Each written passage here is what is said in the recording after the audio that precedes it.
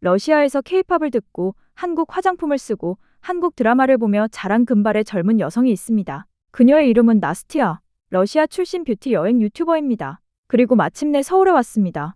그녀가 이 5일 동안 경험한 것들은 단순한 관광이 아니었습니다. 러시아에서는 절대 볼 수 없는 것들이었습니다. 오늘은 그 이야기를 해드리려고 합니다.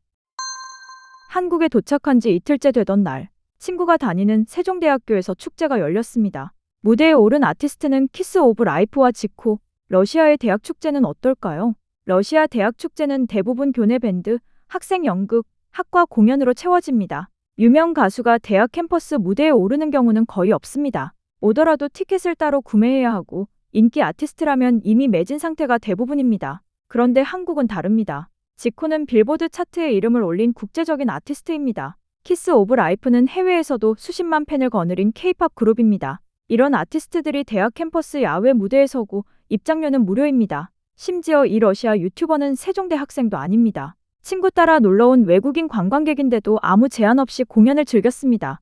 러시아에서는 평생 못 볼 라인업을 한국에서 이틀 만에 본 겁니다. 그런데 여기서 한 가지 더 짚고 싶은 게 있습니다. 공연을 즐기는 방식 자체가 러시아와 한국이 완전히 다릅니다. 러시아 공연장 문화는 비교적 정적입니다. 조용히 서서 감상하거나 리듬에 맞춰 살짝 몸을 흔드는 정도입니다. 모르는 사람 옆에서 크게 소리를 지르거나 함께 떼창을 하는 건 다소 어색한 분위기입니다. 그런데 한국 공연장은 다릅니다. 처음 보는 사람 옆에서도 같이 응원봉을 흔들고 가사를 외치고 손을 맞잡기도 합니다. 공연이 끝나면 옆 사람과 자연스럽게 눈이 마주치고 웃음을 나눕니다. 이런 것을 한국어로 정이라고 합니다. 같은 공간에서 같은 음악을 듣는 것만으로도 연결되는 감정. 그게 한국 공연 문화의 핵심입니다. 이 러시아 유튜버는 세종대 축제에서 그 정을 처음 경험했을 겁니다. 매년 봄, 가을 한국의 대학마다 이런 축제가 열립니다. 연세대, 고려대, 성균관대, 한양대 등 각 대학들이 경쟁하듯 정상급 아티스트를 섭외하고 누구에게나 이런 축제들은 무료로 열려 있죠.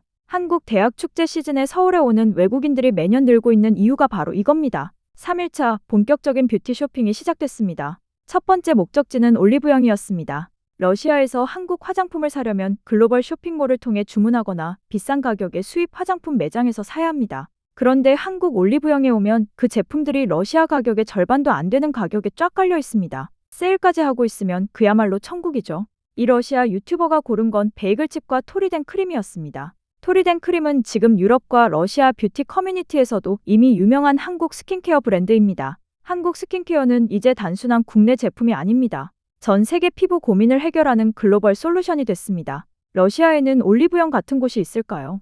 러시아의 대표적인 드럭스토어는 레투알, 일브루코, 아샹 같은 곳들입니다. 규모도 크고 제품도 다양하지만 한국 화장품 코너는 한쪽 구석에 몇 가지 제품이 전부입니다. 그마저도 정품인지 확신하기 어려운 경우도 있습니다. 그런데 올리브영에 오면 어떨까요?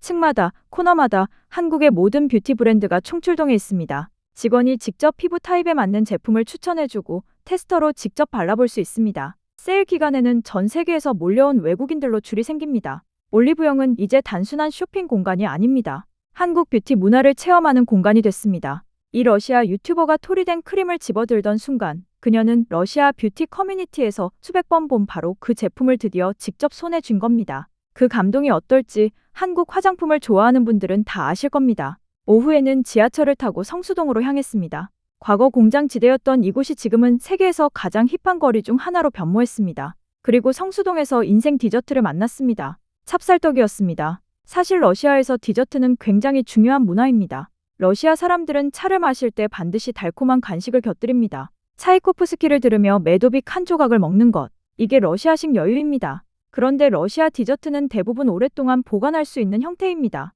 꿀케이크, 쿠키, 잼, 신선 재료를 그 자리에서 바로 넣어 만드는 디저트 문화는 상대적으로 약합니다. 반면 한국의 찹쌀떡은 당일 만든 것을 당일 먹어야 합니다. 신선한 딸기가 통째로 들어가 있으니 당연한 일이죠. 이 신선함에 대한 집착이 한국 디저트 문화의 핵심입니다. 한국 사람들이 줄 서는 디저트 가게에 공통점이 있습니다. 매일 아침 새로 만들고 다 팔리면 그날 영업을 끝냅니다. 남은 걸 다음날 팔지 않습니다. 이 철학이 외국인들을 감동시킵니다. 러시아에서 온 이 유튜버가 찹쌀떡에 10점 만점에 10점을 준 건 단순히 맛이 좋아서만이 아닐 겁니다. 이 신선함의 문화, 정성의 문화가 입으로 전해진 겁니다. 지금 틱톡에서 한국 찹쌀떡 영상이 수백만 조회수를 기록하고 있습니다. 유럽의 MZ세대 사이에서는 찹쌀떡 하나 먹으러 서울행 비행기를 탄다는 말도 나올 정도입니다. 한국의 전통 떡 문화가 지금 전 세계 젊은이들의 마음을 사로잡고 있습니다. 성수동에서 롬앤 핑크 오피스에서 퍼스널 컬러 분석을 받았습니다. 러시아 뷰티는 전통적으로 선명하고 강렬한 색감을 선호합니다. 붉은 립스틱, 짙은 아이라인, 강하고 눈에 띄는 메이크업이 러시아 미의 기준이었습니다. 반면 한국 뷰티는 다른 질문을 던집니다. 당신에게 어울리는 색은 무엇인가요? 당신만의 아름다움을 어떻게 극대화할 수 있을까요? 퍼스널 컬러 분석은 그 철학의 결정체입니다. 이 개념 자체는 서양에서 시작됐지만 이걸 뷰티 소비와 연결해 대중화시킨 건 한국입니다. 지금 전 세계 뷰티 업계가 한국의 퍼스널 컬러 문화를 따라가고 있습니다. 이 러시아 유튜버 결과가 마음에 들지 않아 2번이나 재검사를 받았다고 합니다. 결과에 납득이 될 때까지 포기하지 않는 열정. 이게 한국 뷰티에 한번 빠진 사람들의 모습입니다. 쇼핑 후 나스티아는 남산으로 향했습니다.